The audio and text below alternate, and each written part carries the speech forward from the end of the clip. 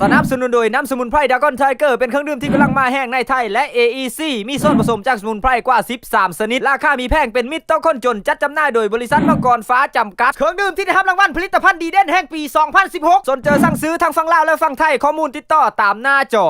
สบายดีประชาชนชาวเน็ตโซงนี้มาอัปเดตข่าวสารเหตุบ้านการเมืองเริ่มกันที่สภาพอากาศเมืองลาวที่โซงนี้เย็นกว่านรกน้อยเดียวเท่านั้นร้อนจนแทบหำในห่มผ้าเกิบสีหลอมละลายแต่โชคดีในตอนเช้าของวันที่18 เมษายน 2016 เขตเซฟโปนเมืองพีนวิลาบุรีเมืองนอกทางภาคตะวันออกของแขวงสวรรณเขตและบริเวณใกล้เคียงฝนตกแล้วเทเธออากาศเย็นซ้ำสบายผิวหนังหน้านอนตลอดมื้อเสียเหลือเกินหน้าตอนนี้จากแห้งกดอากาศต่ำแทบผู้สร้างแห้งก็ได้ส่งผลเทพญาแทนเทฝนลงมาล็อตหนึ่งประชาชนแทบนี้ก็ฮ้องเป็นเสียงเดียวกันว่าโอ้พระสงฆ์แบบนี้แม่